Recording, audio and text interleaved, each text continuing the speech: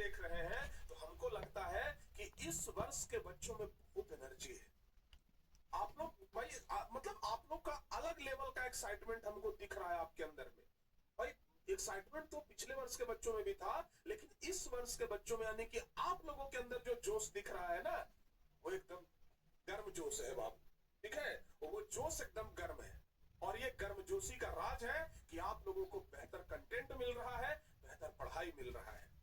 ठीक है ना बाबू? तो अच्छे तरीके से बस आप लोग आगे पढ़ने के लिए तैयार रहिए। आज भी हम ये दावे के साथ कहते हैं कि अगर बिहार बोर्ड 12वीं क्लास की तैयारी करवाने का अगर सबसे बेस्ट टीम कहीं पर है तो वो टारगेट बोर्ड प्लेटफॉर्म पर है प्यारे बच्चों। और ये हमारा विश्वास है, ये बच्चों का विश्वास है।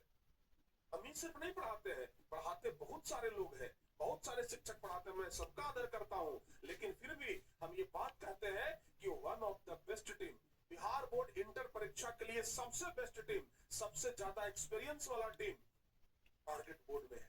और जो बच्चे टारगेट बोर्ड में जुड़े हैं हम समझते हैं वो तो बड़े भाग्यशाली हैं। ठीक है ना बाबू? भाग्यशाली दो तरह के होते हैं, एक तो जो टारगेट बोर्ड में जुड़े हैं वो भाग्यशाली हैं, और एक वो है जिनके भाग्य में शाली है। लेकिन इसके लिए शादी करना पड़ेगा। ठीक है ना? तो भाई दो तरह के भाग्यशाली लोग होते हैं। अब हमारा अंदाज कुछ ऐसा ही है पढ़ाने का। आप लोगों को 10वीं क्लास से पता है कि हम बच्चों को बीच बीच में हंसा करके पढ़ाते हैं। ठीक है ना? हाँ, तो भाई आप टारगेट बोर्ड के प्रधान बैच से जुड़ करके पढ़ रहे हैं तो आप भाग्यशाली हैं, या तो आपके भाग्य में अगर शाली है तो आप भाग्यशाली हैं। तो भाई अलग अलग चीजें पढ़ना है। आप देखो संधि विच्छेद पढ़ना है, ठीक है ना?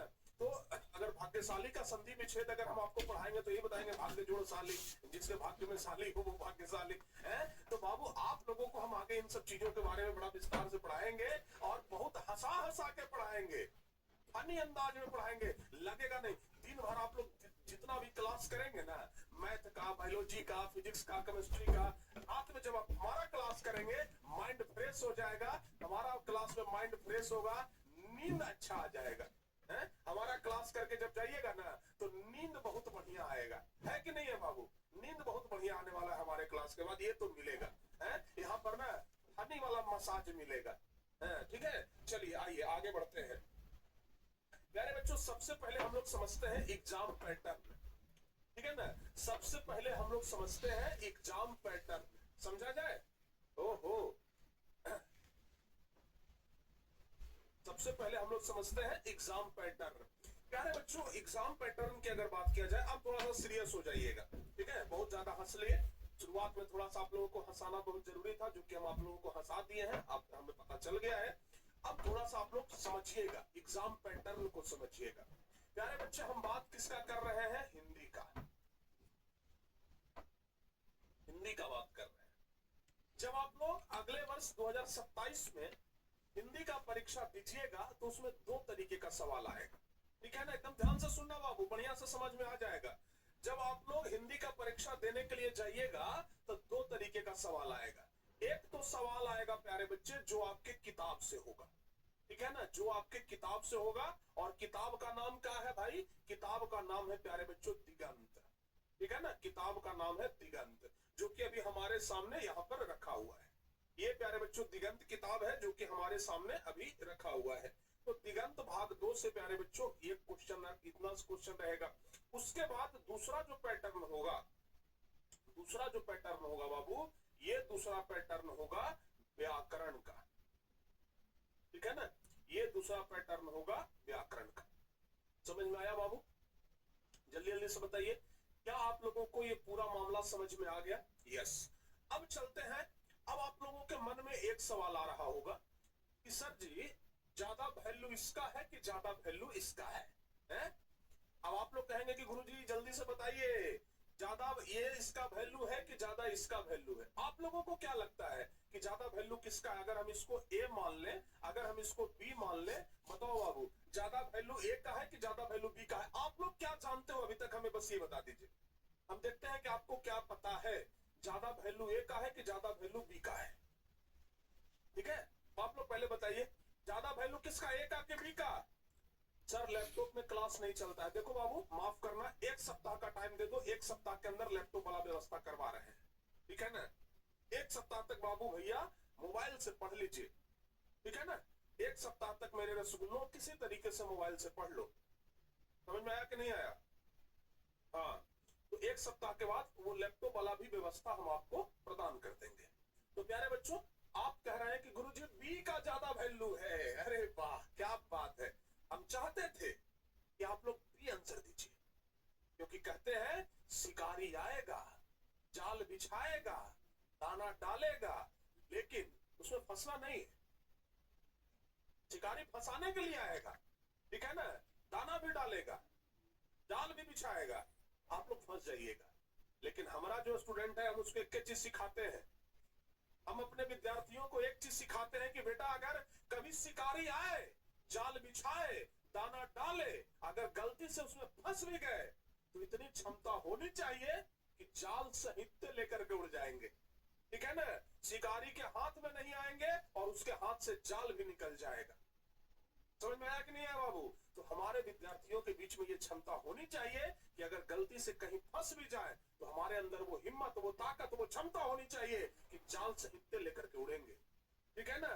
तो प्यारे बच्चों, ये क्षमता आपके अंदर डेवलप करने की जिम्मेदारी हमारी है। ये क्षमता आपके अंदर डेवलप करने की जिम्मेदारी हमारी है, ठीक है ना बाबू। और हाँ, लड़कियां भी पीछे नहीं है, लड़कियां भी सब बहुत आगे रहेंगी, ठीक है ना, ये बात ध्यान रखिएगा। आइए अब कुछ देर में हम आपको बता देते हैं कि ज्यादा वैल्यू इसका है कि ज्यादा वैल्यू इसका है। अब तब उसके बाद फिर कमेंट करिएगा आप लोग, ठीक है ना। इसका ज्यादा वैल्यू है कि इसका ज्यादा वैल्यू है, ये पता करने के लिए हमको एग्जाम पैटर्न समझना पड़ेगा, है कि नहीं है बाबू। एग्जाम पैटर्न की परीक्षा में किस तरीके से एग्जाम होता है और एग्जाम में कौन कौन सा क्वेश्चन पूछा जाता है, आइए समझते हैं।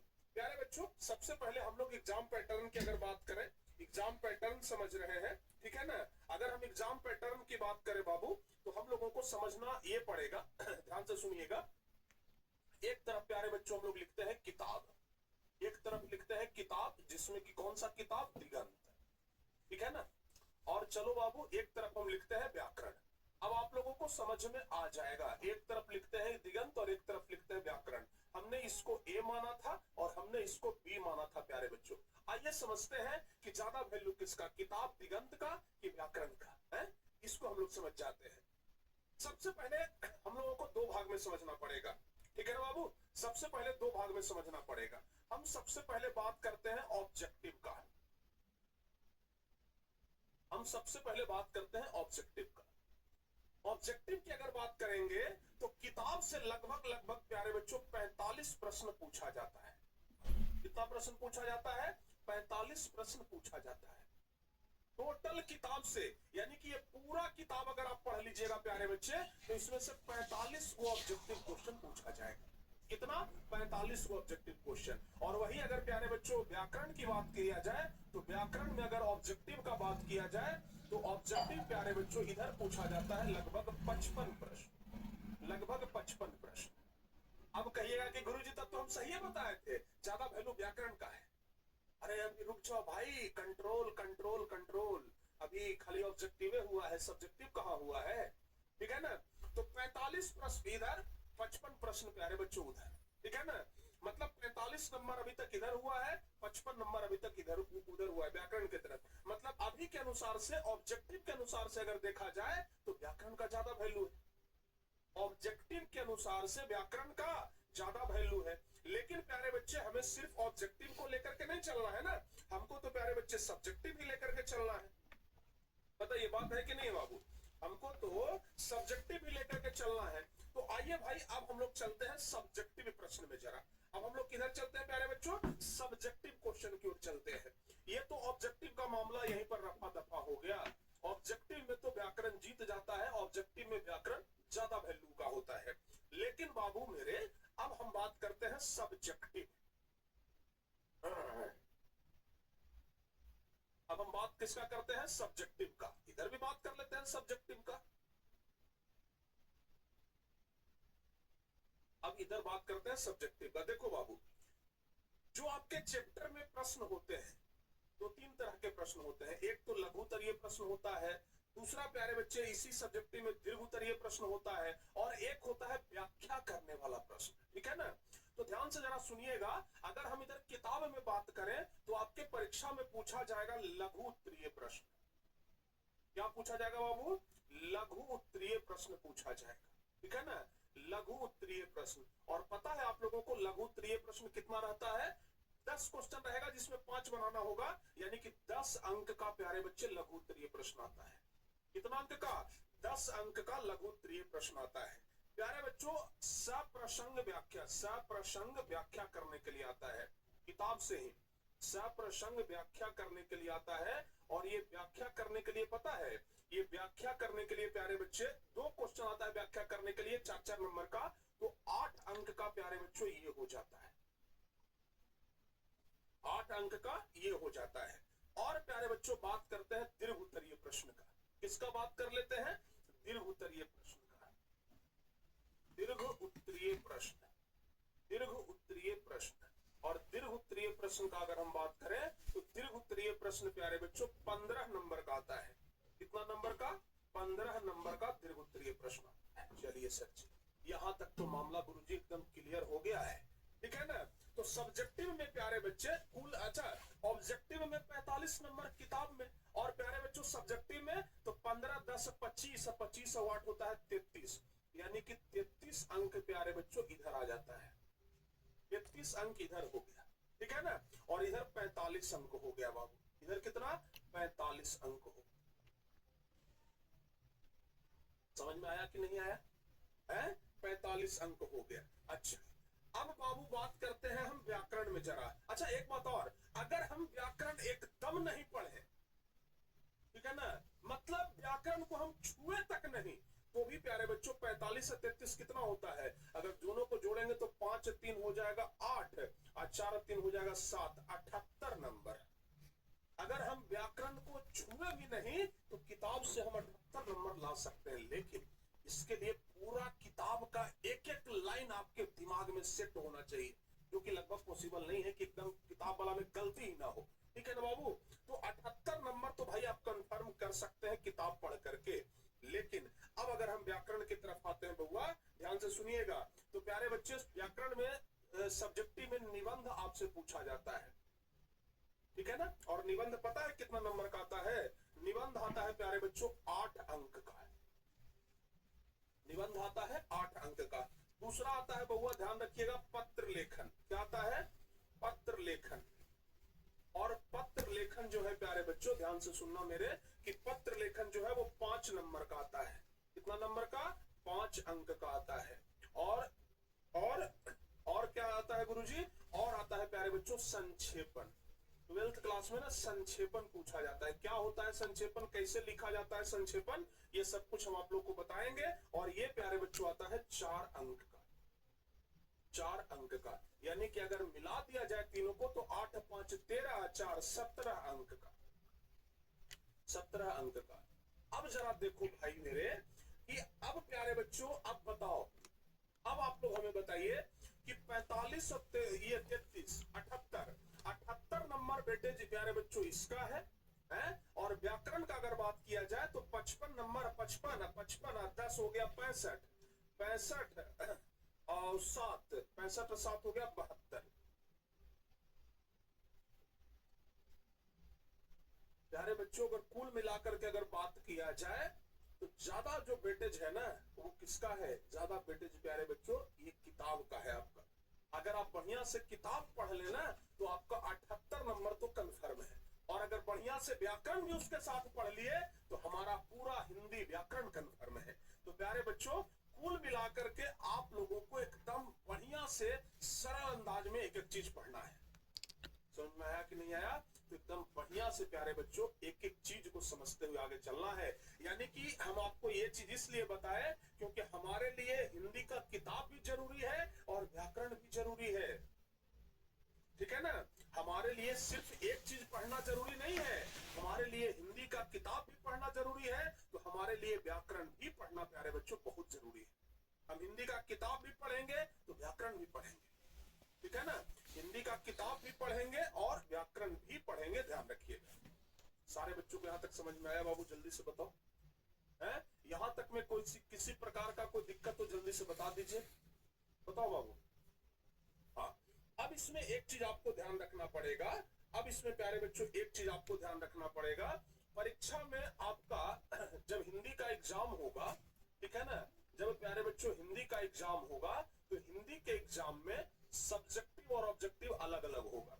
यानी कि प्यारे बच्चों 50 नंबर जो होगा, 50 नंबर का आपसे पूछा जाएगा ऑब्जेक्टिव, ध्यान रखिएगा, और 50 ही नंबर का आपसे पूछा जाएगा सब्जेक्टिव, 50 नंबर का आपसे पूछा जाएगा सब्जेक्टिव, ठीक है ना। तो ये चीजें आप लोगों को क्लियर होना चाहिए पहले से, समझ में आ गया बाबू?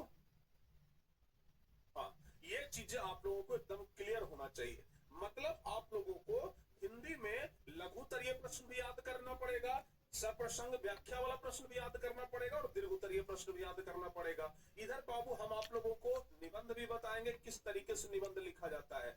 10वां क्लास में पढ़ करके आए तो वैसे लिख दीजिएगा, काम गड़बड़ा जाएगा, वैसे निबंध नहीं। 12th क्लास में निबंध लिखने का एक बेहतर तरीका हम आप लोगों को 1-2 दिन में सिखा देंगे।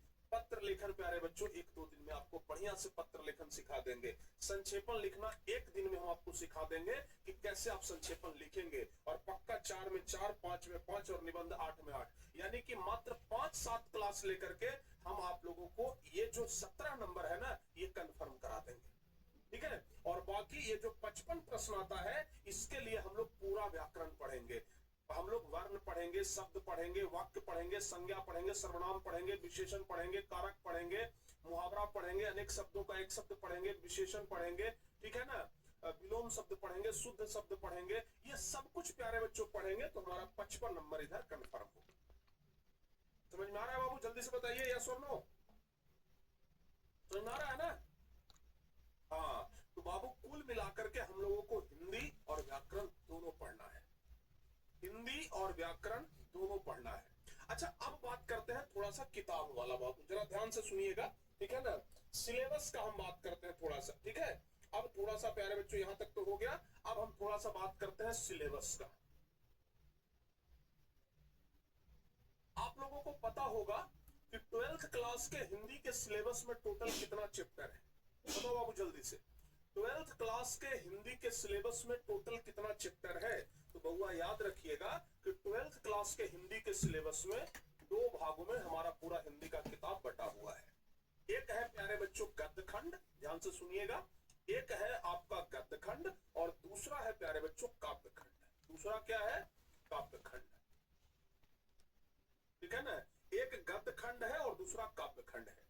और प्यारे बच्चों अगर गद्य खंड का बात किया जाए तो गद्य खंड में कुल 13 चैप्टर है, 13 चैप्टर है, ठीक है ना। गद्य खंड में कुल 13 चैप्टर है और काव्य खंड में भी कुल 13 चैप्टर है, ठीक है। और इसमें अगर प्यारे बच्चों और बात किया जाए तो 3 चैप्टर है, 3 चैप्टर, ध्यान रखिएगा 3 चैप्टर, 1 मिनट, हाँ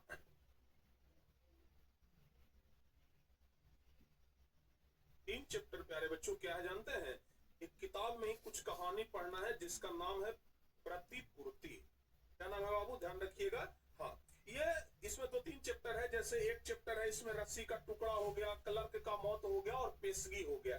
3 चैप्टर इधर पढ़ना है, मतलब 13 दूनी 26 और 3 29 चैप्टर आप लोगों को पढ़ना है, ठीक है ना। आप लोग सिर्फ दिगंत वाला चैप्टर को जोड़ते हैं और ये वाला 3 चैप्टर को छोड़ देते हैं, जबकि क्वेश्चन यहां से भी पूछा जाता है प्यारे बच्चों।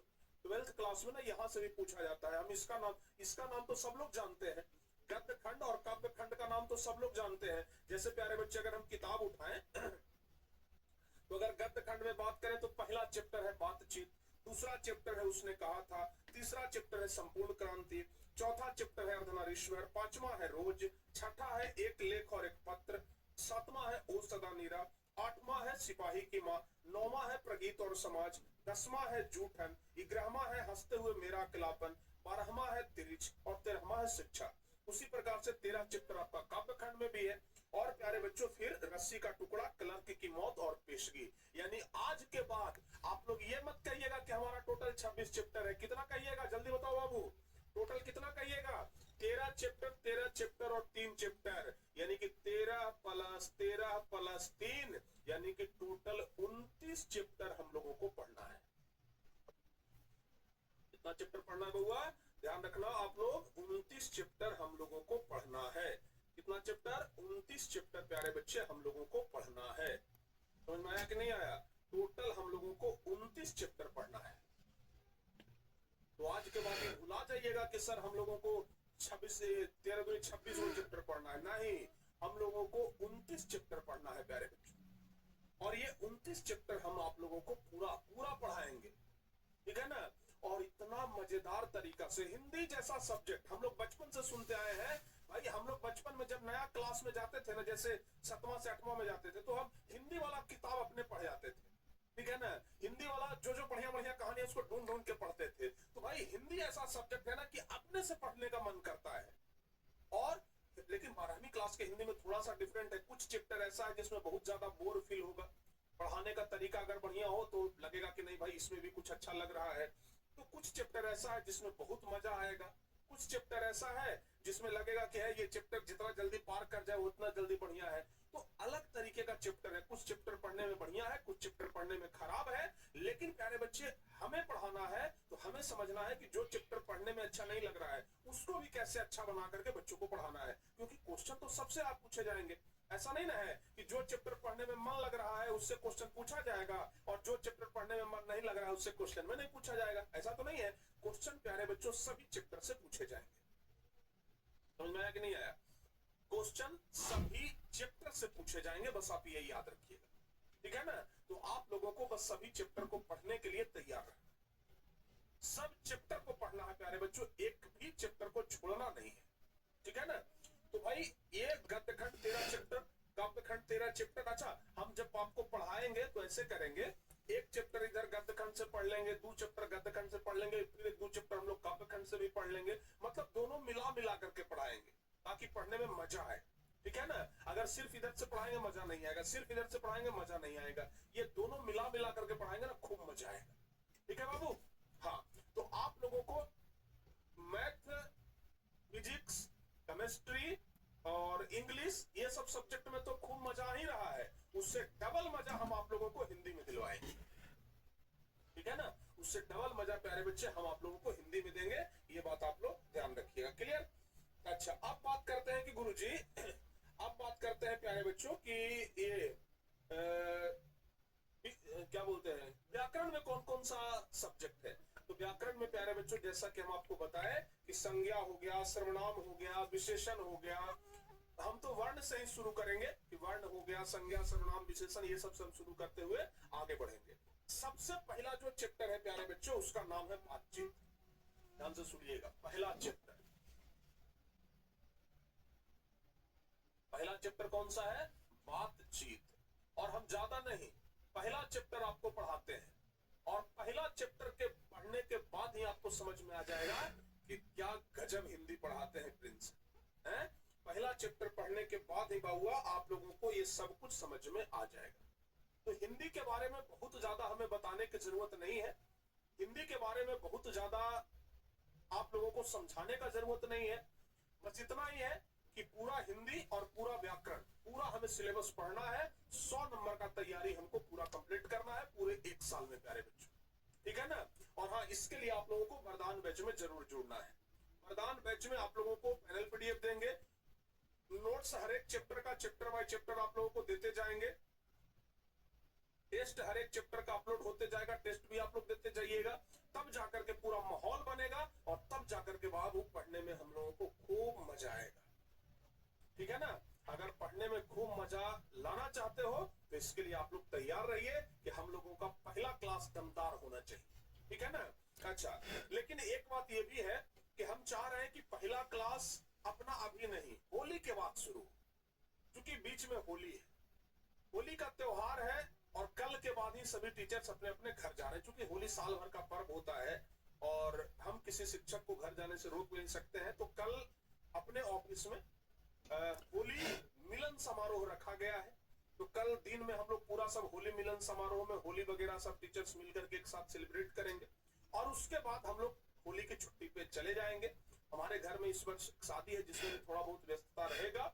तो होली के बाद हम जब फ्रेश अंदाज में आए तो पहला चैप्टर शुरू करें, क्योंकि ऐसे भी पहला चैप्टर पढ़ा देंगे, होली में तो फिर रंग अबीर में सब भूल जाएगा, है कि नहीं है जी? पहला चैप्टर पढ़ाएंगे, पूरा कंसेप्ट रंग अबीर में मिला देंगे सब आप लोग। तो इससे बढ़िया है कि पहले रंगे अबीर खेल लीजिए और तब हम लोग आराम से शुरुआत करें, ठीक है ना बाबू।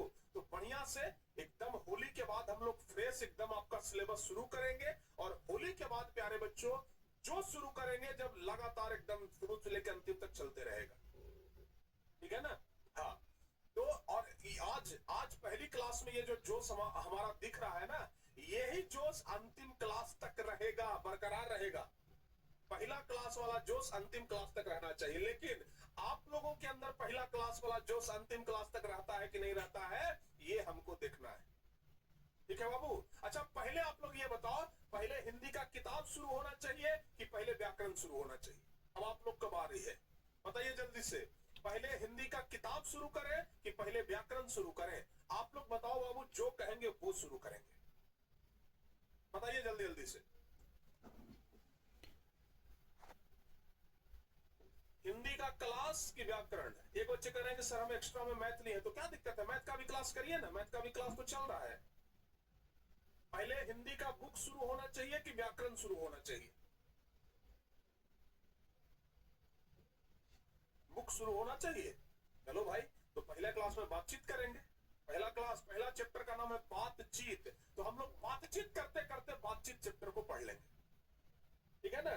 बातचीत करते करते हम लोग बातचीत चैप्टर को पूरा पढ़ लेंगे, और इतना जबरदस्त तरीका से पढ़ेंगे, इतना शानदार तरीका से पढ़ेंगे प्यारे बच्चों की पूछिए मत, मजा आ जाएगा एकदम से, ठीक है ना। तो आप लोगों को किसी प्रकार का कोई दिक्कत नहीं होने वाला है। और जैसा कि हिंदी के सिलेबस के बारे में बता दें कि हिंदी का सिलेबस कब तक समाप्त होगा, तो प्यारे बच्चों हम एक गारंटी के साथ कहते हैं, देखो अगर हम बहुत कंटिन्यू कर देना, बिना एक भी क्लास छुट्टी लिए हुए अगर लगातार पढ़ाए ना, तो हिंदी का जो सिलेबस है वो आप मान करके चलो प्यारे बच्चे कि टोटल 29 चैप्टर है, 29 गुणे 3 कर लीजिए, कितना हो जाएगा किताब। और मतलब मान अगर मिला जुला के चलिए, अगर बहुत सीरियस से पढ़ाना शुरू कर दिए 4 से 5 मंथ, 4 से 5 मंथ प्यारे बच्चों काफी है।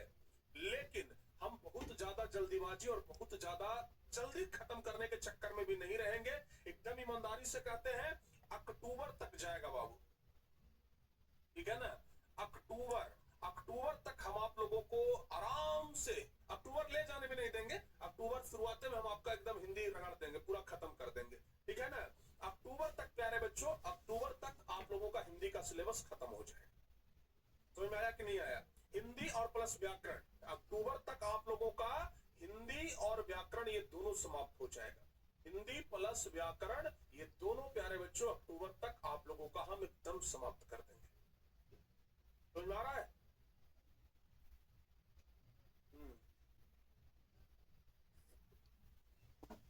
क्लियर है बाबू?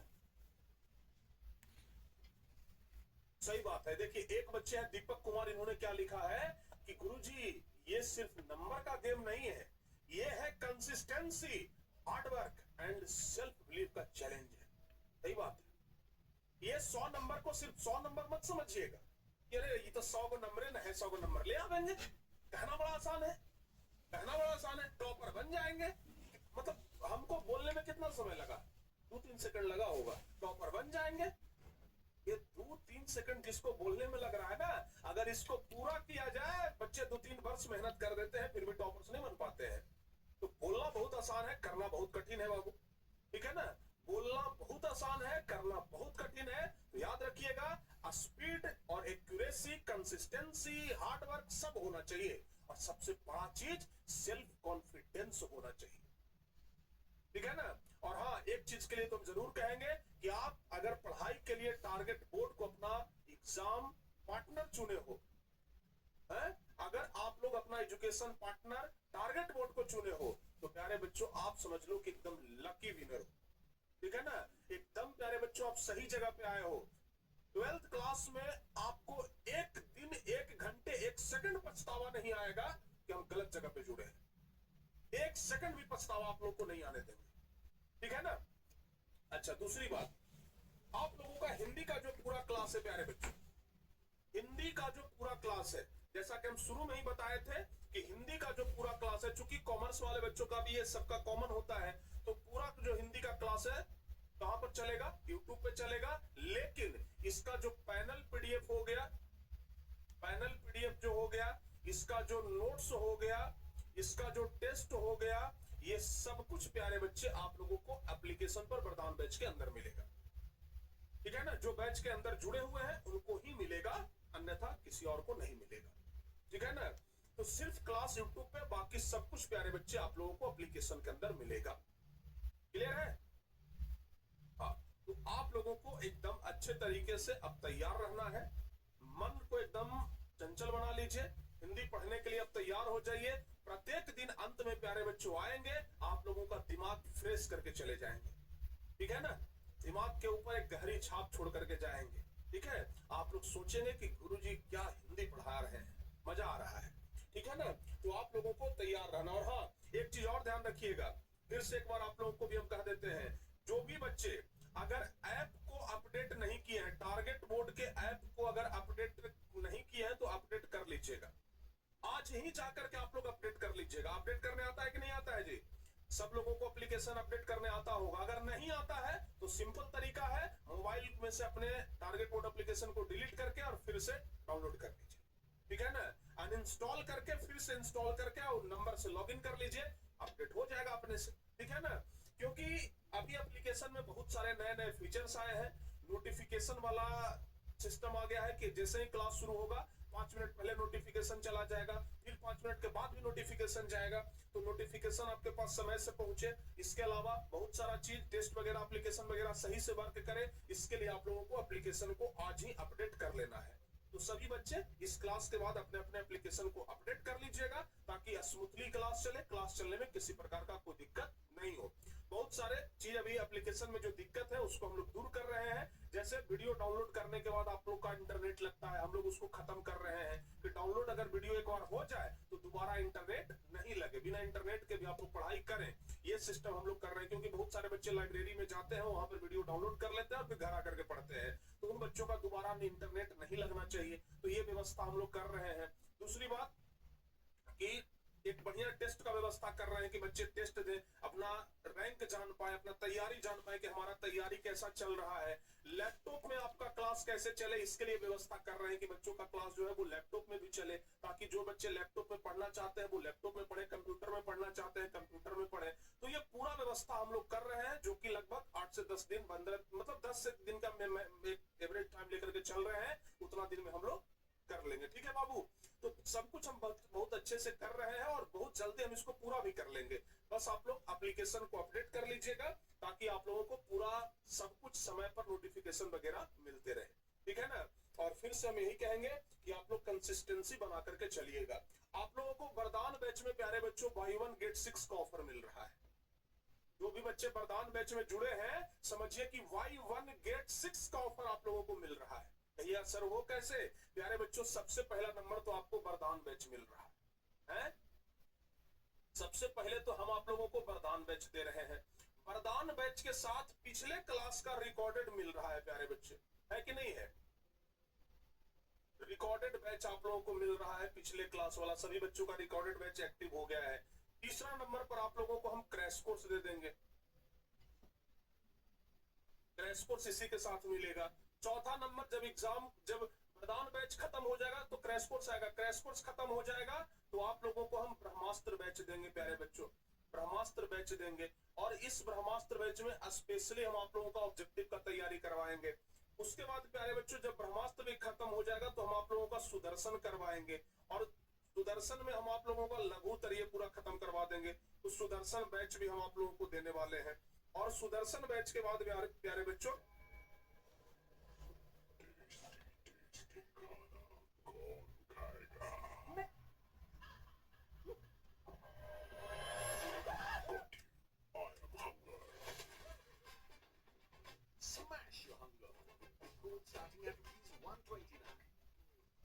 है ना, तो प्यारे बच्चों बाई 1 गेट 6 है। बड़े बड़े मॉल में जाते होंगे बाई 1 गेट 1 फ्री, हम कहते हैं बाई 1 गेट 6। आप एक बैच में जुड़े हैं, आपको 6 बैच का एक्सेस मिलेगा, और ये 6 बैच बिल्कुल फ्री में आपको साल भर मिलेगा।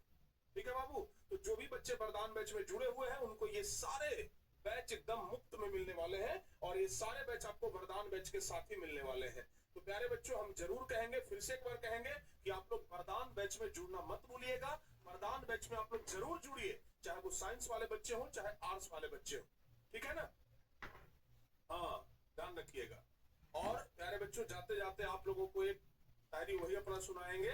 कहते हैं कि लोहा जितना तपता है उतनी ही ताकत बढ़ती है। जितना तपिएगा उतना ताकत बढ़ेगा। लोहा जितना तपता है उतनी ही ताकत बढ़ती है। सोने को जितना आग लगे वो उतना प्रखर निखरता है। ठीक है ना प्यारे बच्चों, इस कविता को पूरा अगर आप सुनना चाहते हैं तो थोड़ा सा वेट करिए, ठीक है ना। हम ऐसे तो बीच बीच में लाइन छूट न जाए, तो इसके लिए थोड़ा सा आपको बता दे रहे हैं। पूरा हम आपको कविता सुनाते हैं ताकि एकदम मन के अंदर थोड़ा सा लगे, ठीक है ना। हाँ,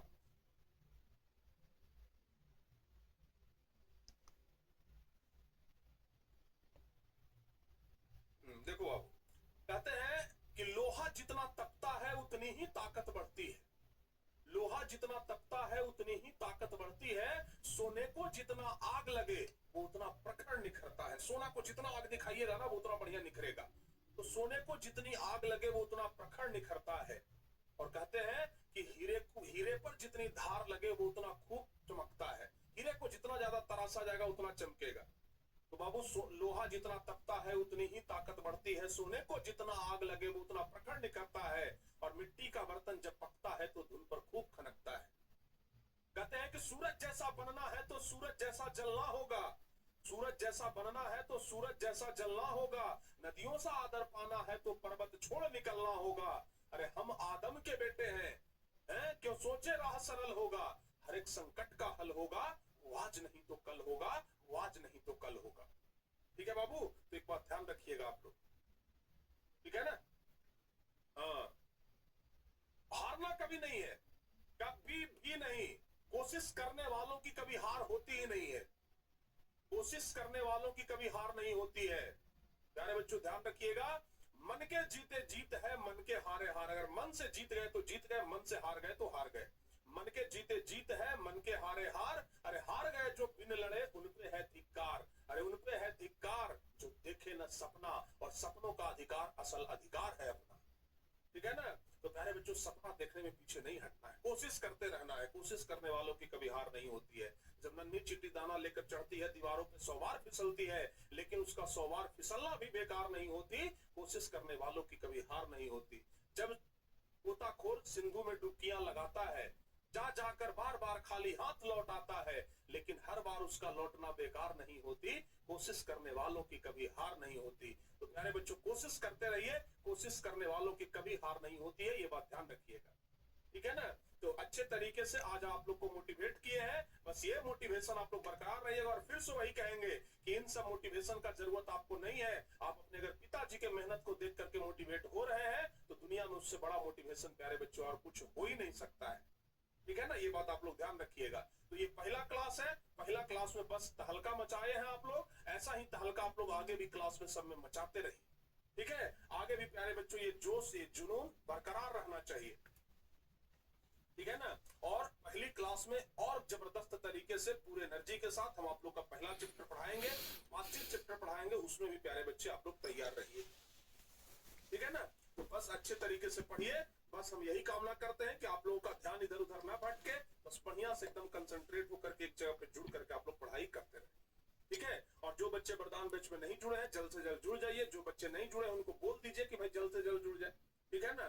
प्यारे बच्चे आप लोगों के ऊपर जिम्मेदारी है कि अधिक से अधिक बच्चों को वरदान बैच में जुड़े, ठीक है, ताकि पढ़ने में मजा आए और हमें पढ़ाने में भी मजा आए। तो प्यारे बच्चों अब हम आपसे पहली क्लास में मिलेंगे, लेकिन पहला क्लास अब होली के बाद हम आप लोगों का लेंगे वरदान बैच। चूंकि हम जैसा कि बोले कि चैप्टर का शुरुआत हम होली के बाद करेंगे, तो चैप्टर का शुरुआत हम होली के बाद करेंगे। तो आप लोग एकदम अच्छे तरीके से मन बनाकर एकदम रहिएगा, ताकि एकदम बेहतरीन अंदाज में हम लोग पहला क्लास शुरू करें।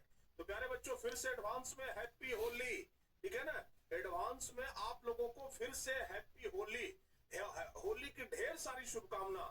आप बढ़िया से अपने परिवार के साथ, मम्मी पापा के साथ, भाई बहन के साथ मिलजुल करके इस रंगों के त्योहार को सेलिब्रेट करिए। साल भर में एक बार आता है तो थोड़ा कंजूसी कम करना है और बढ़िया से एकदम होली को सेलिब्रेट करना है, लेकिन उससे कोई नुकसान नहीं होना चाहिए, ये बात ध्यान रखिएगा। मन से एकदम होली खेलना है, ठीक है ना।